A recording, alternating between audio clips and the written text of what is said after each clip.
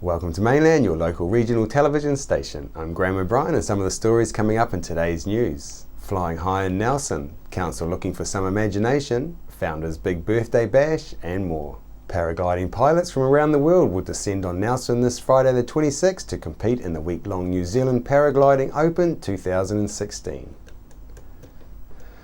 I spoke with Frog Twizzle to tell us more about this exciting competition.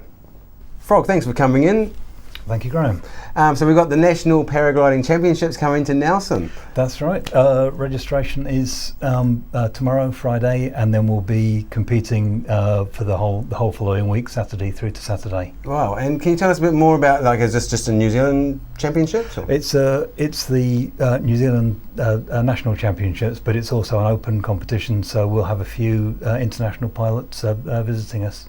Oh, nice. From many different countries, or they're only coming from like one or two countries? I think we've got a couple from China, maybe 3 from Europe that I'm aware of. Wow. And is this the first time that we've held these championships? No, the last time in Nelson was 2014, a couple of years ago, and it's more or less every 2 or 3 years it comes to. Oh, we're getting it Nelson. here. Yes.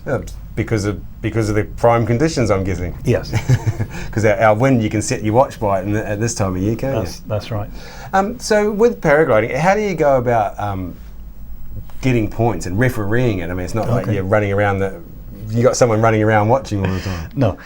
At the beginning of the day, we'll set a task for the pilots to fly. So that might be, depending on the conditions, maybe between 30 and 100 kilometre task. And then it'll either be a straight race where you start at 12 and first person in goal's the winner, or we may do a elapsed time competition if the conditions are changing. We'll give a window where the pilots can start when they feel it's the best time. Yeah. But essentially, if you make it to the goal, it's based on your time, and if you don't make it, it's based on how much distance you've covered over the course. And there's you can't take shortcuts. There's no cheating, is there? Or you got referees flying around up there with them? No. So everybody's flight is logged by GPS that they carry, and then they send in their track logs at the end of the day. Oh, okay, yeah, right. So there's no, like, we have these controversies in the racing where they jump on buses or cut through the park or something. I know. And when you're flying, can you fly from anywhere? Can you take off? Can you take off and can you land anywhere like the hot air balloons can? Where we fly from, it's always with the landowner's permission, and that's a legal requirement. But essentially, with any glider, when you come down, you land where you land. So we could end up anywhere potentially, but we like to liaise with the landowners if they've got crops or lambing or whatever. It's best to try and stay away. Sure. And do you think it scares animals? It can do, but with only if you go and land straight on top of a deer or something, it's not going to come out well. But no, just a little discretion. I've landed near to farm animals several times without any problems. So you say you can just land anywhere. So is that like an emergency landing because you're not powered? Essentially, yes. Ah, right. So there's no go around option. No. So you get it right first time, or you suffer the consequences. Basically. Essentially, yes. Wow. Yeah. Oh, and there's a bit of planning involved. Obviously, if you're coming down, you'll be on the lookout for a good place to land. Sure.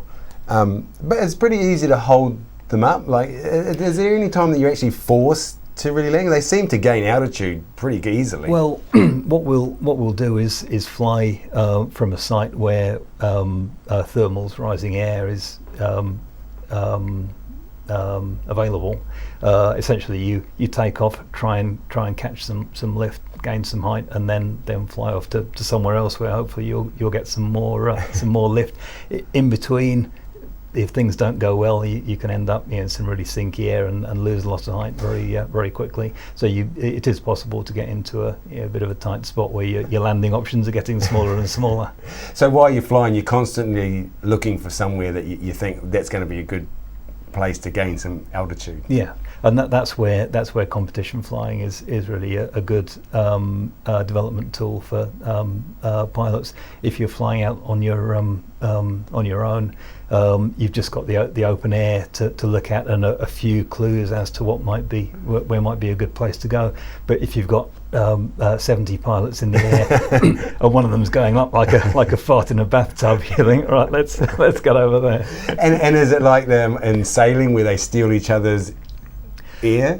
Not so much, because there are obviously the implications of a mid-air collision are quite serious. So there are some quite strict rules about how you enter and leave thermals and who you give way to. Nice. Mid-air collisions aren't entirely unheard of, but they're very rare. The competition pilots are reasonably experienced. Sure. And know what they're supposed to do. But like you say, there's so many people up there, and it's a competition. It can get a bit hairy at times, yeah. And funding this kind of events, these kind of events are always a problem. How about for you guys? Have you got some good funders? A lot of the actual funding comes from the pilot's entry fees, but we've had a great deal of support. Lots of local businesses behind us, nice. Giving us resources, prizes, special offers for the pilots, nice. This kind of thing. And many of the national paragliding related businesses have been behind us as well.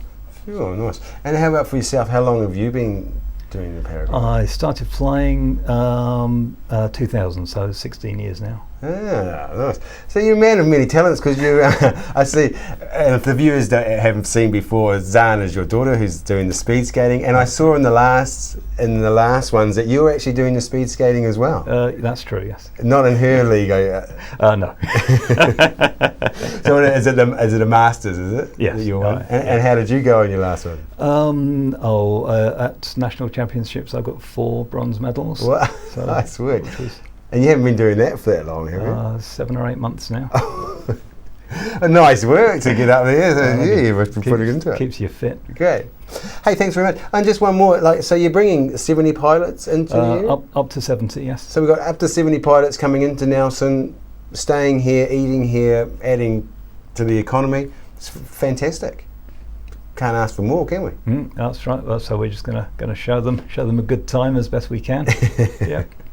Great, Frog. Thanks very much, and all the best for your competition. I hope you do well. Thank you. Great. Thanks very much.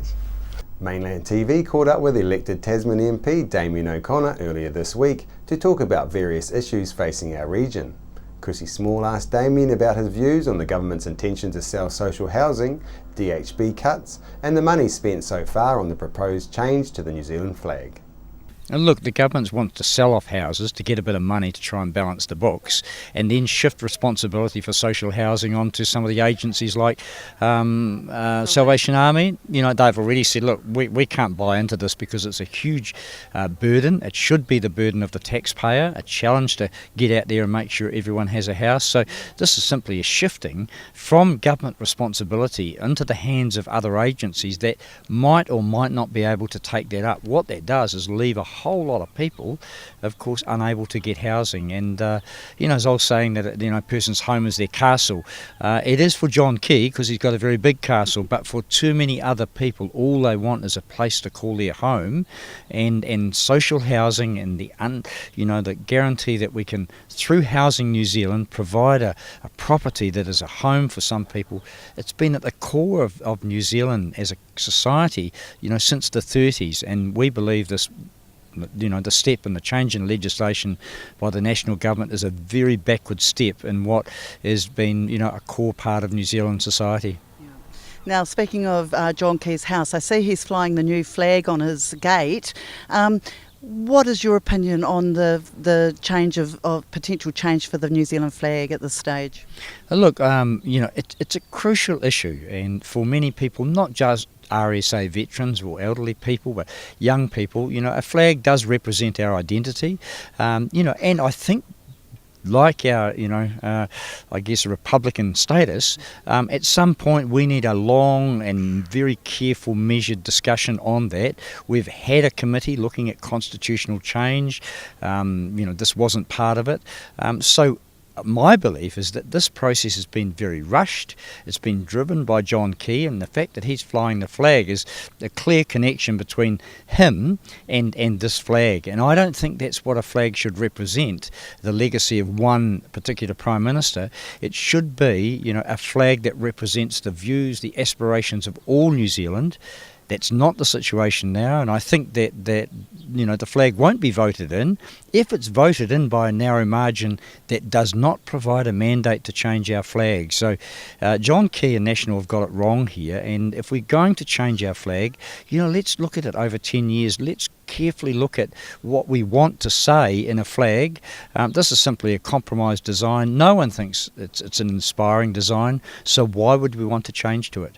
$26 million to change a flag seems an awful amount of money when they're looking at giving cuts to DHBs, including the Nelson Marlborough DHB, which of course last year ran a deficit of $2.2 million. So obviously they're struggling with the demand on their services already, and now they're facing more funding cuts in the millions. That makes the flag look a bit of a silly thing, do you think? Well, I think it's about priorities and where the government's put it. Clearly this is around, the aspirations and the ego of John Key. That's the priority.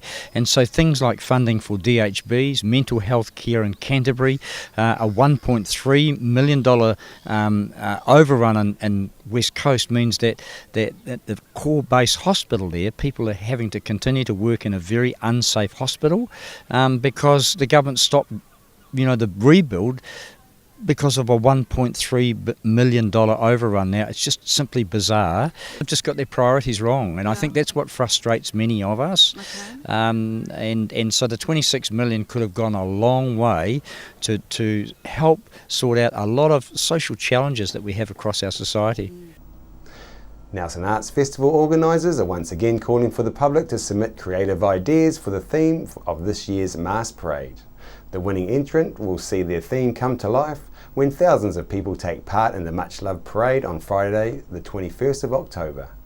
The winners group will also be given the chance to lead the parade and carry the 2016 Nelson Mass Parade banner. Entries must be submitted by 9 a.m. Tuesday the 29th of March, with the winning theme announced by Friday the 1st of April. Founders is having its 30th birthday party this Sunday the 28th from 12 till 4 p.m. I went down to the park and spoke to park manager Maria Anderson about the plans for the big day. Maria, you got the Founders' 30th birthday coming up. Can you tell us what fun and games you've got for us? Yes, great, Graham. We've got this Sunday, we've got a 30th birthday happening here at Founders Park from 12 till 4 o'clock. We've got two great local bands, the Hardy Street Brass Council, which is a street brass band, performing at midday, and then at 1:30 the Nelson Jazz Club Big Band comes on for a 2-hour jazz performance as well. In full style, we've got some lawn games happening over in the Granary Green, and Wangapeka Cheese is putting together some beautiful picnic goodies. So people are either encouraged to bring their own picnic or come ready to have a picnic here on the lawn with us on Sunday. Yeah. Really looking forward to it. Nice, you've got lots of things going on. Is there a big price for that? It's only $2 entry. Kids under 16 are free, so it's all about the family coming down to Founders and getting involved. Obviously, the cafe will be open. We've got Trevor with his real fruit ice cream. Only a few food stalls. I've heard a rumour that Stefano might be bringing his pizza in as well, so for the kiddies. And lots of, lawn games and kiddies games, so for everyone to get engaged. There might even be a sneaky piece of birthday cake for everyone to enjoy, so we're really looking forward to having you down here. And you showed me before the first opening of Founders. That was had the admission price as well. Yeah, so back in March the 1st, 1983, Founders Park had its official opening. It was stage 1 of a 3-phase project. And there wasn't a stage 2 or a 3 opening, but stage 2 and 3 did develop over the years.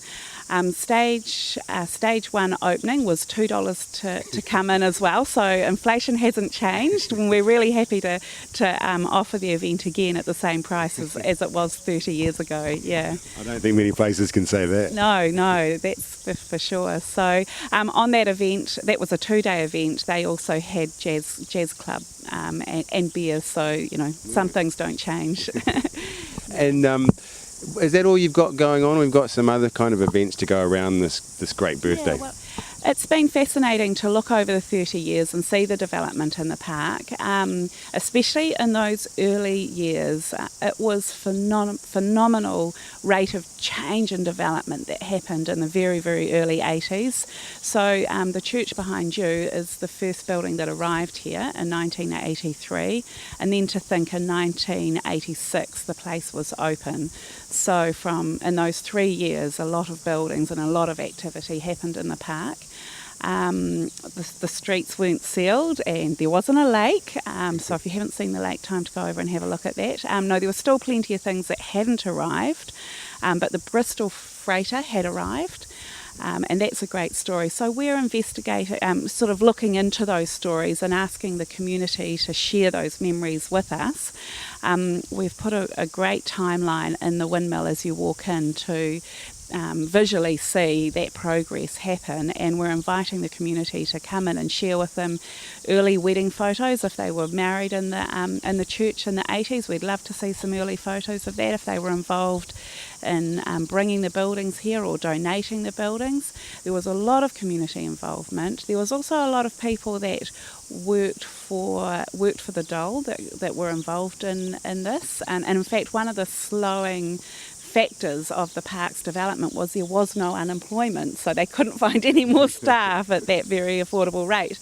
But if you were involved, we would love to hear your stories and be a part of that. There's 3 ways you can do that. You can bring your photos into the windmill, and we'll, with your permission, we'll get some copies and put them up on our timeline. We'd love to interview you if you're willing to share those stories, so we'll have a little tripod and film set up, and we'd love to sit down and share some of that oral history.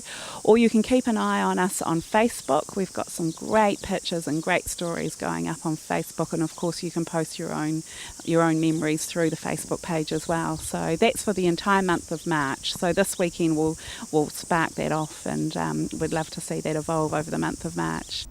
After the break, we'll bring you the latest weather update and some events and happenings coming up from around the region. Are you looking for a scooter, walker, wheelchair, baby seats or pushchairs? Then come in and see the Nelson Region Specialist at Mobility for You, 269 Queen Street, Richmond, opposite the library. We have a huge selection of scooters, walkers, wheelchairs and accessories, along with a free booklet guide. We also provide a breakdown service if you ever get a puncture or a flat battery.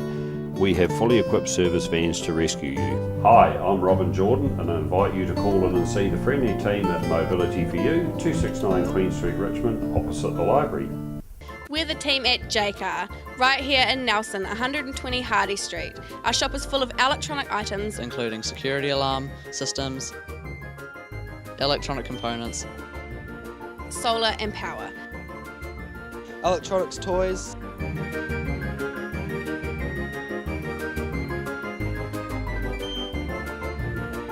sound systems, cables and much, much more.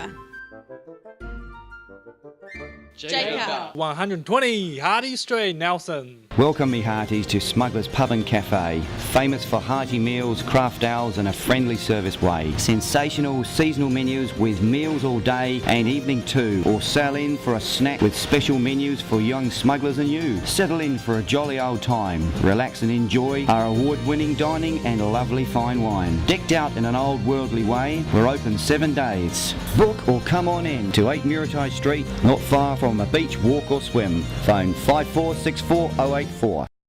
Why would you want to pay as much as $1,000 for a single bed mattress when you can buy a high quality locally made mattress like this for as little as $220? And a queen size mattress could cost you in excess of $3,000, but at Nelson Beds you could have a mattress like this as low as $425. So why would you go out and spend a fortune on your child's bedroom when you can come to Nelson Beds and buy a complete single mattress and base set, a 7-drawer Scotch chest, a headboard and a 3-drawer bedside cabinet for as little as $979? So call and discuss our custom manufacturing options and local after sales service at Nelson Beds, Nelson's only bedding manufacturer.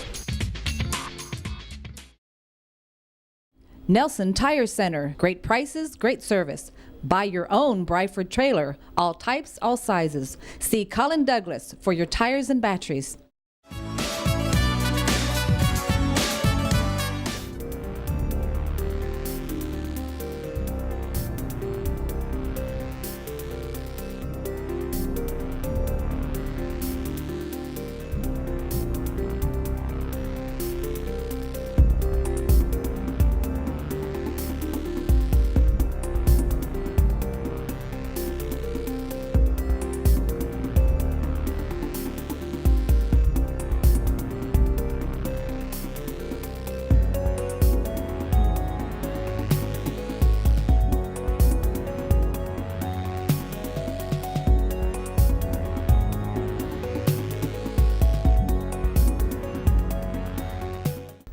Benny Fuller's bringing Bark in the Park to Branford Park in Maitai Valley this Saturday the 27th from 9 to 12. This is a free event where your dogs can have a go on an agility course and take part in doggy dress-ups.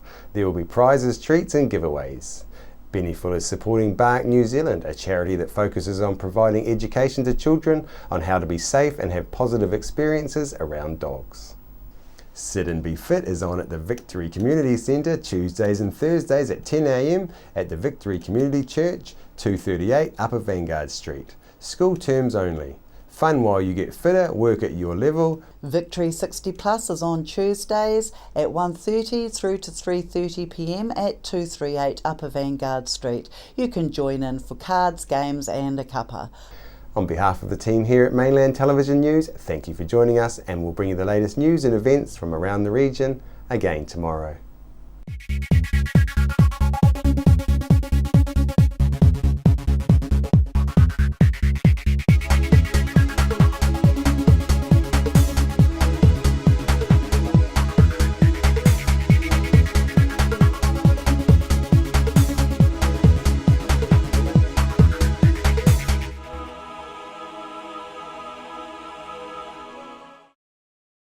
Supporting local content so you can see more of New Zealand on air.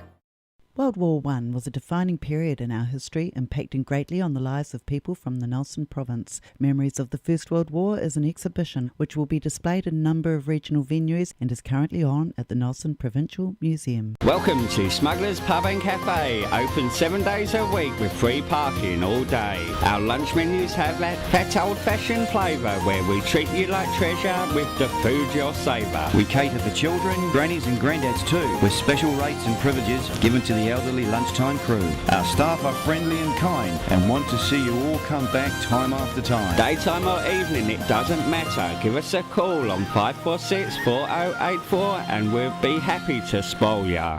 We're the team at J-Car, right here in Nelson, 120 Hardy Street. Our shop is full of electronic items, including security alarm systems, electronic components, solar and power, electronics toys,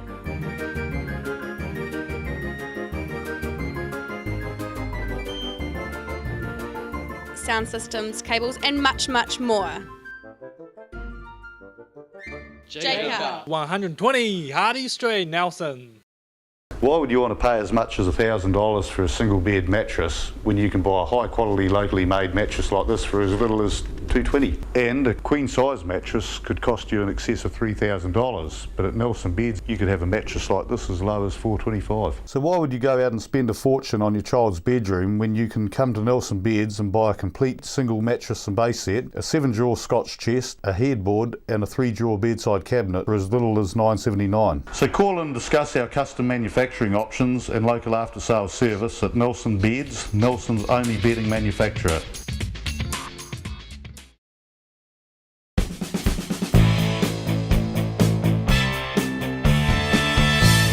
I'm Larry London from VOA Music Mix, bringing you news on the hour from around the world, plus music 24/7, from the latest hits to those classic favorites to jazz on Saturday mornings, plus much, much more. You can contact us by Googling Mainland TV or follow us on Facebook. Cheers from the team at Mainland Radio 1 and VOA Music Mix.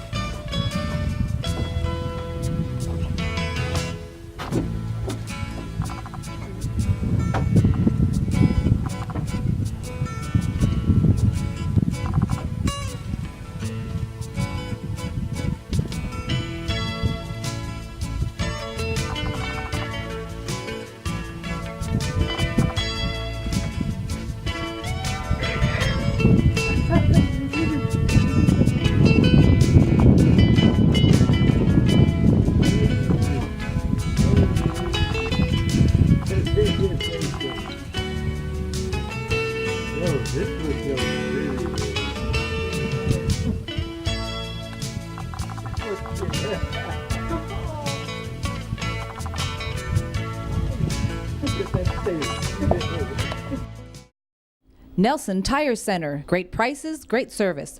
Buy your own Bryford trailer. All types, all sizes. See Colin Douglas for your tires and batteries.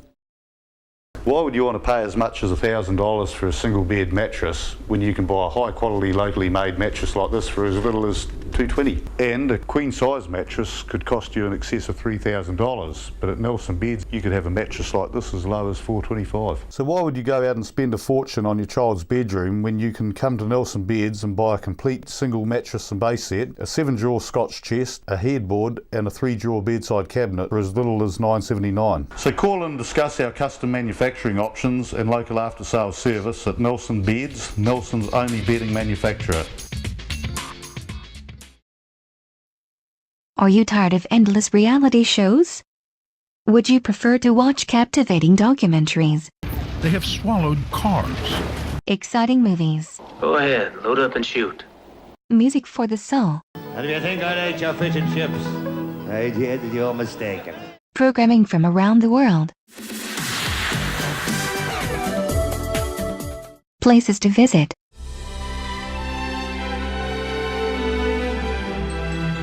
Local news and views. I'm Graham O'Brien and today's bulletin. Do you want to change the flag? No, I don't want to change the flag. Stay tuned to Mainland TV, your local station.